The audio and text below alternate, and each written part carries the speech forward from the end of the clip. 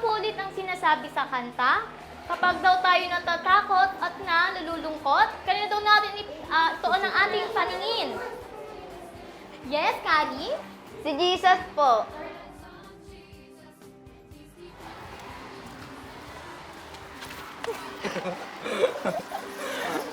Hindi ka naman parang bida-bida dun na ikaw lang sumasagot. Ano ka bang? Siyempre hindi, no? Naintindihan ko kasi yung sinabi ni Teacher Jen na kaya nga ako sumagot. Teka nga, patapusin mo nga muna ako. Di pa nga ako tapos magkwento eh. Ay, sige. Malayo-malayo pa naman tayo sa school, kaya sige lang. Ayun yung isa kong kaibigan, si Allen. In-invite ako dun sa church na kinikwento ko sa'yo kanina. Kaso, nag-pandemic na. Pero may online devotion pa din sila dun sa church. Kumakanta kami ng mga worship songs, nagbabasa ng Bible verses, tapos may mga nag-e-explain din. Buti na nga lang natapos na ang pandemic kaya may face-to-face service na ulit yung church. Alam mo ba, pagpunta ko dun, ang tahimik ko lang kasi wala pa akong kaklose. Pero naalala ko yung teacher ko dati. Nakita ko ulit. Ano nga ulit yun? Si Ma'am Jenna. Pero, Carol, tuloy na lang natin yung mamaya. Kasi baka may maliit pa tayo sa subject natin eh. Kaya, let's go. Hello po, ako si Caroline. Mas kilala ko ng lahat bilang Kali. Naputol yung kwento ko kay Jiro. Kwento ko muna sa inyo Yung church po na sinasabi ko sa kanya kanina, para po kaming pamilya doon. Parang matagal na kami magkakapatid.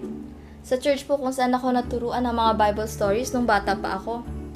Nakita ko ulit yung mga teachers ko, tapos nagustuhan ko talaga yung ginagawa nilang pagtuturo ng mga bata. Kaya nagsabi ako noon kila Ate Miles kung pwede din ba ako magturo ng mga bata. Pinayagan naman nila ako at napabilang ako sa kids department as a music teacher. Ang sarap pala sa pakiramdam na ituro yung tungkol kay Jesus sa pamamagitan ng mga kanta. Naalala ko tuloy nung ako pa yung tinuturuan. Bukod po dun sa pagtuturo ng mga bata, may worship band din po yung church namin. Nagbe-play sila ng musical instruments, tsaka kumakanta. Pero yung gusto ko po talaga matutunan yung sa drums. Kaya nagpaturo po kay Ate Joanne, isa sa mga drummers namin. Parang ang ganda po isabay ng beat kapag kumakanta ka para kay Lord. Noong mga sumunod po na linggo, sumali na din po ako sa music team as a backup singer pag Sunday school na namin. Gusto ko lagi ako maaga o kaya on time sa practice kasi naniniwala ako na offering ko yun kay Lord. Kaya pinagbubutihan ko. Ang tagal lumabas ng room na nila Jiro at Ivan Maglalakad pa kami pa uwi eh. Palubog na yung araw Anyways, tuloy ko muna yung kwento ko kanina Nagkaroon kami ng election of youth officers nun sa church. Tapos, hindi ko alam kung bakit pero pinoto nila ako para maging treasurer. Naku, malaking responsibilidad. Pero tinanggap ko ng buokal sa loob kasi syempre para naman yun kay Lord kaya hindi na ako pumalag.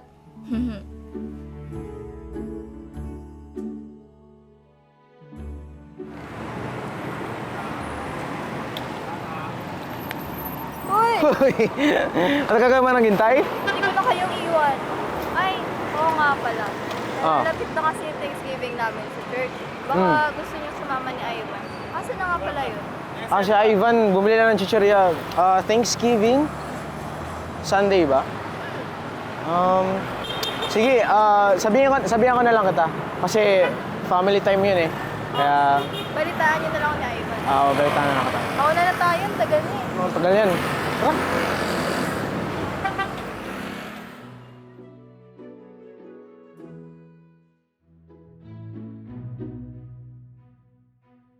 Ay, taray, girl na girl. Saan ka punta, te? Sa church lang. Sa tingin mo naman, papayagan ka nila mama. Kaya nga magpapaalam eh. Tama yan, te. Umalis ka na dito para wala nang papansin sa life ko. Oh, kakalinis ko lang dyan Baka iwan mo na lang mga kalat mo dyan. Si OA, ililigpit ko naman to pagkatapos eh.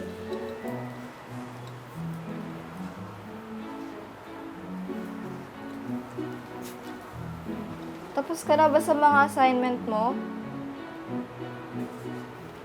Andeng, tapos ka na ba? May isa pa. Ba't may natira pa? Hindi ko alam kung paano sasagutan. Kung hindi pa pala ako nagtanong, hindi wala ka pa rin assignment ngayon. Mamaya na lang. Dali na, halika na rito. Tuturuan na kita. Oh, baka mag-away kayo ha. Una.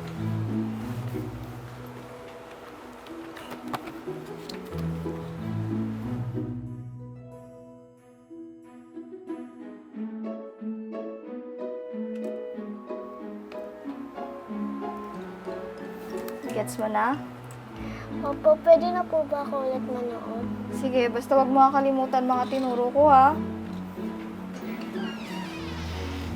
Kumain ka na, ya? Hindi. Maya pa ako kain. May alalin ako. Exam ko na kasi. Grabe, ya. Kag-uwi mo lang galing trabaho, tapos mag-aaral ka pa. Shish! Ano talaga? Ikaw, paano bang hanap mo ngayon? May fellowship po kasi ngayon sa church. Baka po gusto niyo sumama. Wala na ako oras. Ayaw mo pa ako sa ganyan. At nagpaalam ka na ba kay mama? Hindi pa po. Magpapaalam pa lang. O, sige. Paalam ka na. Sige po.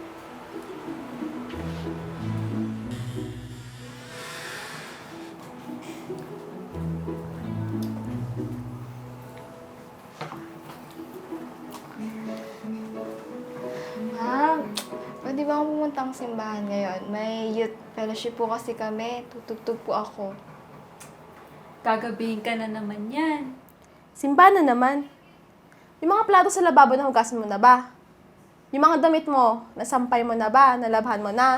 Ate, ano ka ba? Siyempre, nagawa ko na yung mga yan. Hugas na yung mga plato, pati yung damit mo nga, nalabhan ko na eh. Pati nga yung kay kuya, nalabhan ko na eh.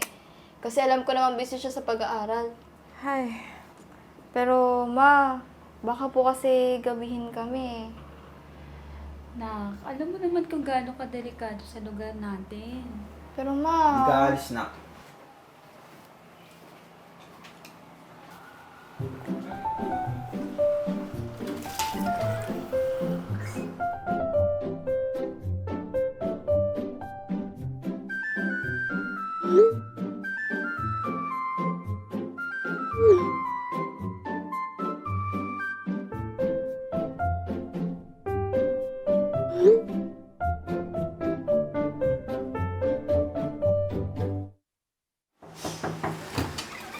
Hello po, magandang hapon tita. Ako po si Kay and ito po yung mga young people namin sa church at kami po yung mga kaibigan ni Kali.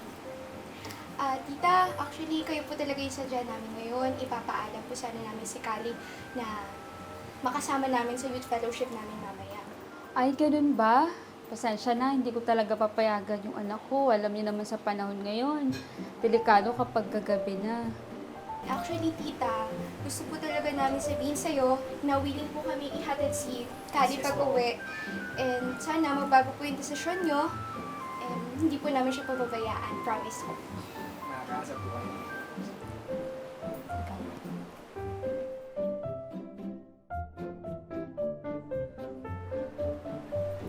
Okay, ganito. Papayagan ko yung anak ko kasi nakikwento naman nila kayo sa akin na kayo mga atit kuya nila, tapos good influence kayo sa kanya. Sige, papayag kami ng asawa ko. Pero huwag sanang gagabihin na. Huwag masyadong gabing-gabi. Okay po, thank you po dito sa tiwala. Mauna na po kami ha. Ingat kayo! shish! Thank you po, ma. Thank you po, pa.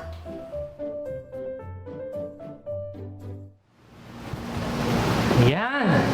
Isang mapagpalang umaga po sa ating lahat para sa pag-umpisa sa umaga na to. Sa sama-sama pasasalamat natin sa Panginoon sa taong 2022. Meron po ba gusto mag-volunteer dito para magbigay ng kanyang testimony para sa ating Diyos? Anyone? Ayun, si Kali. Palakpakan natin siya.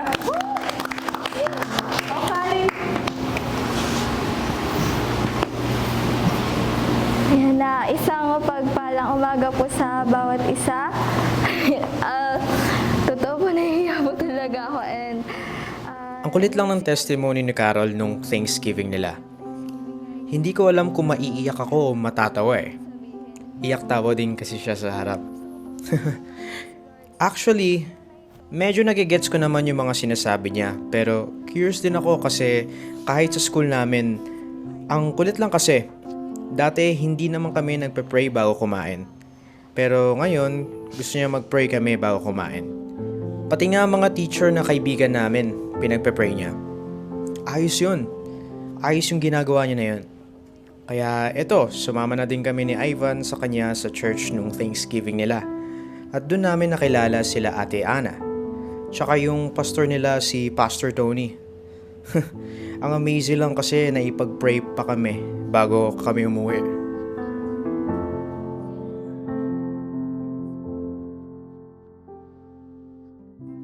At ayoko pong sayangin ang pagkakataong ito, ang pagkakataon sa buhay ko na makapaglingkod sa Panginoon. Ayun po, mas pag-iigihan ko pa po ang paglilingkod sa Kanya at maraming salamat po.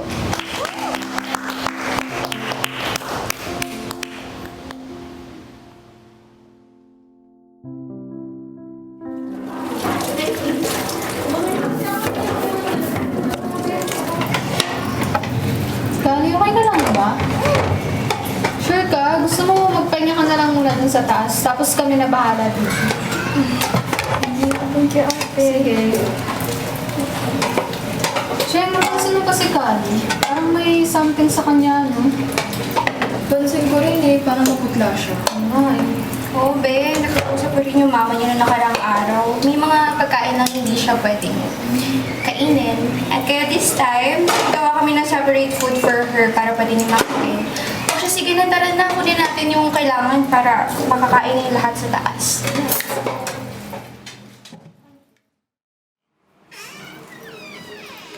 Oh, Carol.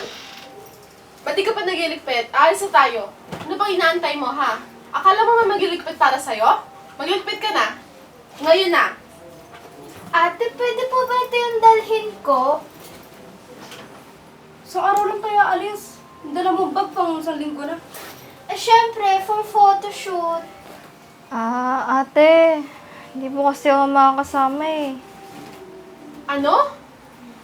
Huwag mo sabihin pupunta ka na naman ng simbahan. Simbahan ka na lang ng simbahan, ha? Mas unahin mo balik kasi sa pamilya mo. Aalis tayo, oh! Eh, ate, para naman kay Lord, kaya ako ginagawa yun. Lloyd na naman, ha? Tapos ano? Mas mauna yan kasi sa amin? Sa pamilya mo? Caroline naman? Ano ba yan? Pinapagalitan mo na naman yung kapatid mo, Celery, ha? Kasi naman, ma, itong si Carol, alam na aalis tayo, di pa rin nagliligpit.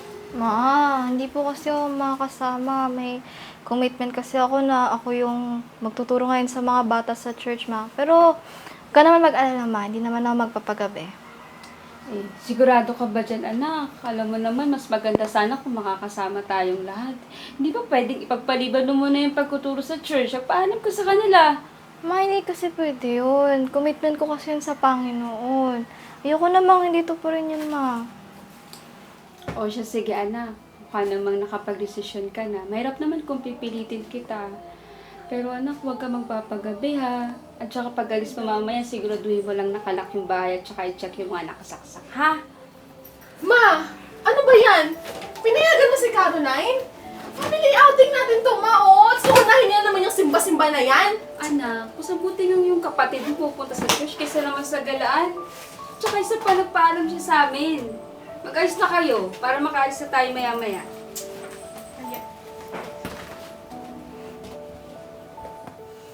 Thank you, ma. I love you na. Love you too.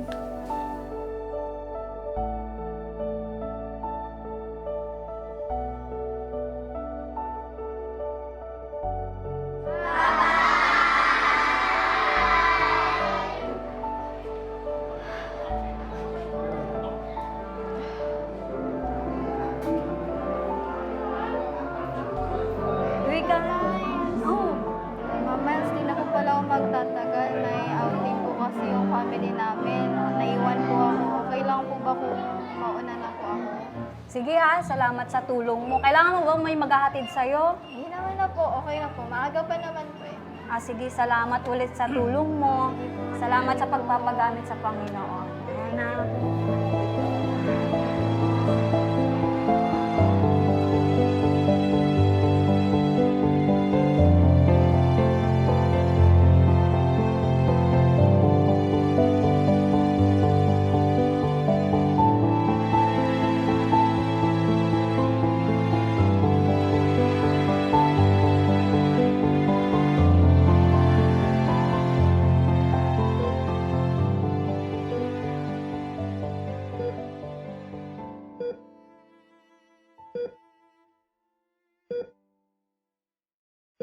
Anak, alam mo ba, sabi ni Ate Joanne mo, marami nag-pray sa atin, lalo na sa'yo, sa church.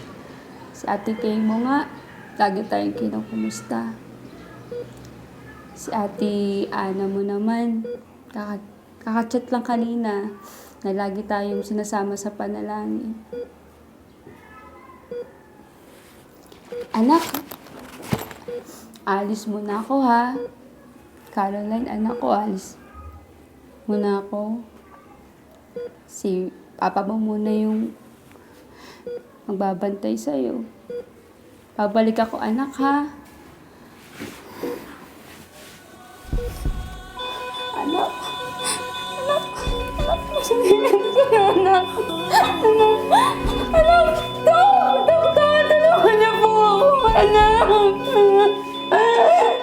Ano nangyayari sa'yo, anak? Anak ko, Caroline. Anak, ano nangyayari sa'yo?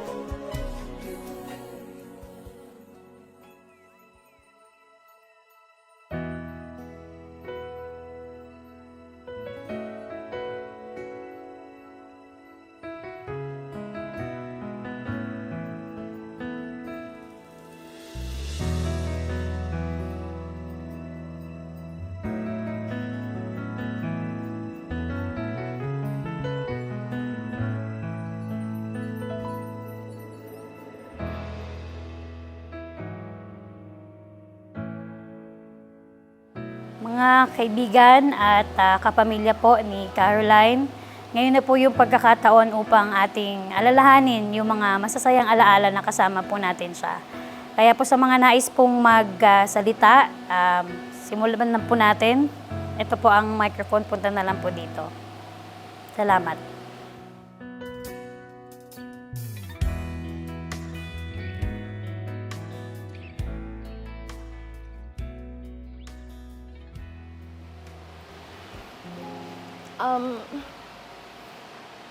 Maraming salamat po sa lahat ng pumunta at nakiramay po sa amin sa kawala po ng kapatid namin na si Caroline.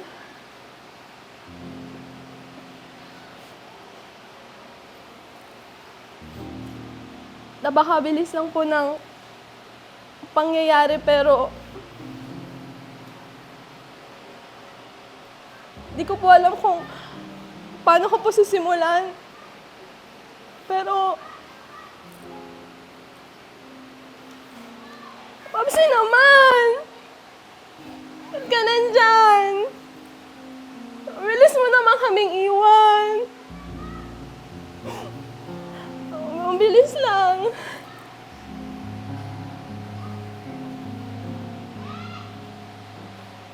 Minsan nga po, nasa isip ko na, ano bang meron sa simbahan na to na laging punta ng punta dito yung kapatid ko. Kaya minsan natanong ko, ano bang meron sa church na to? Sa totoo nga, nagtatampo ako dito eh. Kasi,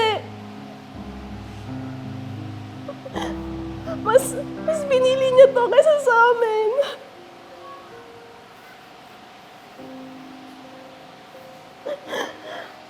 Marami akong tanong kung bakit. Gusto ko siyang tanongin kung bakit. Mula nang nawala si Callie, marami nang nagbago. Malungkot, sobrang nakakalungkot. Nakakabigla at hanggang ngayon ay hindi pa rin ako makapaniwala. Hindi ko pa maintindihan. Ang dami ko pang tanong kung bakit. Pwede namang ibang tao siguro o masasamang tao. Pero bakit yung mga malalapit pa sa buhay ko? Ang hirap. Hindi ko alam kung paano. Pero siguro, ang gusto lang ni Carol, gusto niya lang na gawin ko ngayon na ay kayo? maalala ang mga masasaya naming alaala Ay, very good. at gawin ang mga bagay Nahiya na ka pa. Malay mo kapagpapasaya sa someday, kayo kanya. din tutugtog na instruments dito. Siguro, susubukan ko. Ayos pala kasi may background na kayo sa music. Pero okay lang ba maiba tayo ng usapan? Meron lang akong gustong ibahagi sa inyo. Kasi alam nyo ba, kahit na ganito yung sitwasyon, medyo malungkot yung pangyayari, naniniwala ako na walang aksidente sa Panginoon. Kasi itong nangyari kay Caroline, nawala man siya ngayon, pero nakilala naman namin kayo dahil sa kanya, di ba? Kaya gusto ko ibahagi sa inyo yung natanggap ni Caroline nung nabubuhay pa siya. Napakagandang regalo nito. Dahil nung nabubuhay pa siya, ay tinanggap niya to ng buong puso. At yung tinanggap niya na yun ay kaligtasan. Paano ba yun na kaligtasan na tinanggap ni Caroline nung nabubuhay pa siya? So ito yung binigay ng Diyos. Paano niya binigay yung Panginoong Yesus, yung kanyang anak? Kasi alam niyo ba, sabi sa Romans 6:23 na ang kabayaran ng kasalanan ay kamatayan. So hindi talaga tayo makakaabot sa kalwalhatian ng Diyos. Inalay ng Panginoong Diyos ang kanyang anak, ng Diyos Ama, ang kanyang anak na si Jesus upang iligtas tayo. Si Jesus ay matay, nilibing at muling nabuhay. Di ba naririnig niyo na rin yan sa school niyo, sa mga church, Hindi ko diba? alam Pero kung itong katotohanan paano na ito ay, sisimulan. Hindi ko alam kung anong sasabihin ko. Pero naiintindihan ko po na ako yung makasalanan. At yung ginawa mo sa krus, namatay ka at living at nabuhay muli. Gusto ko tayong tanggapin sa puso ko. Sigurado ako at magdedesisyon tanggapin ka bilang aking tagapagligtas. Amen. Dati ang labo Hindi ko maintindihan. Di ko maunawaan kung bakit. Baka may dahilan. Baka ito yung dahilan. Yung muli kong matagpuan ang Panginoon. Muli kong makita ang dahilan ng buhay. Maraming salamat, Carol, ha? Maraming salamat sa buhay mo. Muli kong naranasan ang pag-ibig ng Diyos dahil ipinakita mo yon sa buhay mo. Salamat at inimbitahan mo kami sa church kahit medyo nahihiya ka pa. Pero salamat at ginawa mo. Ito kami ngayon. Kahit medyo malungkot at nahihirapang umusad, ay masaya kami na naglilingkod sa Panginoon sa pamamagitan ng mga talentong binigay niya. Ito nga, kasama ko din sila Ate Che, sila Pearl sa music team. Yun, sana masaya ka. Nakakapagpahinga ka na at may kapayapaan dyan sa piling niya.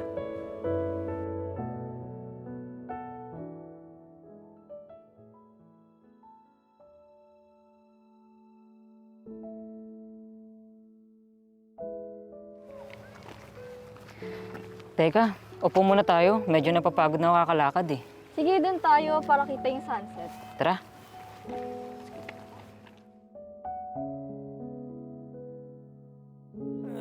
Totoo na naman eh. Uy, Oh. sa tingin nyo ba magkakaibigan pa rin tayo after 7 years? Ha? Siyempre naman. Oo. Shish! Ang ganda ng langit, oh. Ang ganda ng sunset. Ay, ito yung kapayapaan na gusto ko eh. Ito yung peace na hinahanap ko.